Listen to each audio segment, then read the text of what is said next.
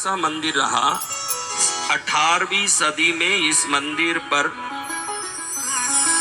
आक्रमण हुआ और इस आक्रमण के समय वहां के सब पंडितों ने देखा कि मां की मूर्ति तोड़ दी जाएगी अन्य धर्मियों से। तो उन लोगों ने मां को प्रणाम करके रोते रोते बोला, मां क्या करें, समझ नहीं आ रहा है कि आपकी हम पूजा करें कि मंदिर बंद करें। पूजा करेंगे तो निश्चित आपकी हानि होगी, मंदिर बंद करेंगे तो हमारा मन दुखी होता है। माँ आप ही रास्ता बताओ। माँ के चरण से एक फूल गिरा। लोगों ने सोचा कि माँ आदेश दे रही है कि मंदिर को बंद कर दो। धूमधाम से माँ का अभिषेक किया।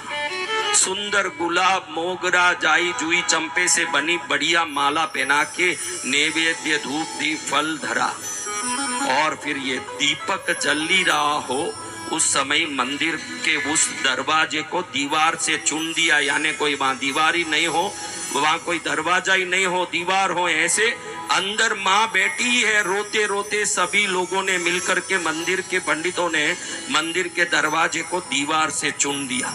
ये बात रहस्य रूप से सबने छुपा के रखा कि माँ की मूर्ति अंदर है और दीवार से चुन दिया गया।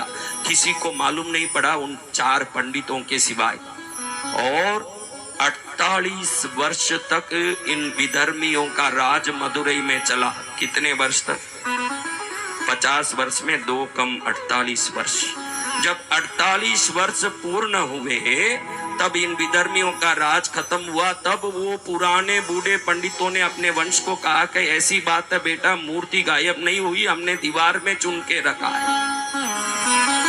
जब वो दीवार तोड़ी गई, आज भी कलेक्ट्रेट के गैजेट में लिखा है मदुरई में कि जब दीवार तोड़ी गई, सनातन धर्म की शक्ति देखो, सनातन धर्म की महिमा देखो। जब दीवार तोड़ी गई, 48 वर्ष पहले जलाया हुआ दीपक आज तक हूबहू जल रहा था। जय जय गुरुदेव। और वो माला जो पहनाई गई वो कल पहनाया, जैसे 48 वर्ष पुरानी माला ऐसी ताजी खिल रही थी जैसे आज सुबह पहनाया गया हो। जैसे माँ इस दुनिया को संदेश दे रही हो कि मेरे बच्चों, मैं सदा तुम्हारे लिए शाश्वत रूप से साक्षात प्रकट हूँ, तुम चिंता मत करो, मैं हूँ। जय माँ। ए माँ, ए भगवती। उधर ही वो अंग्रेजी सदी 18वीं सदी में 1818 में एक अंग्रेजी कलेक्टर को मदुरई के कलेक्टर नियुक्त किया अंग्रेजी शासन ने। उसका नाम था राउस पीटर। उसको पता नहीं किस भाव से माँ के प्रति भक्ति आ गई और मदुरई मीनाक्षी माँ का मंदिर भी उसी के अधिकार में था, उसके अंदर की देख रेख सफाई सब।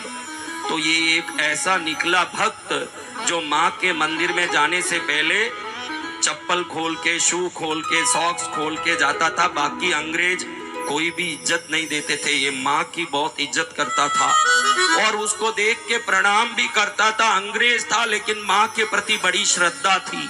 और जैसे ही बाहर मंदिर के पहले ही वो घोड़े से उतर जाता और शू सॉक्स सब खोल देता, बड़े विनय से माँ के गबारे में जाके 3 प्रदक्षिणा करके, 3 परिक्रमा करके ही बाहर निकलता था।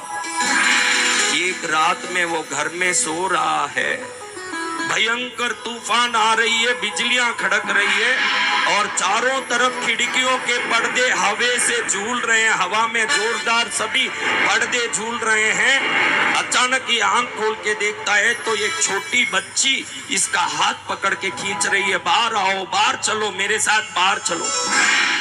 इसको आश्चर्य हो रहा है, बोल रहा है कि बाहर जोरदार बरसात है, तूफान है, बिजली है, बाहर जाके क्या करेंगे। वो ऐसे छोटी सी बच्ची, एक 7-8 साल की, ऐसे खींच रही है जैसे मदमस्त हाथी अपने बल से, सुंड से किसी को खींच रहा हो।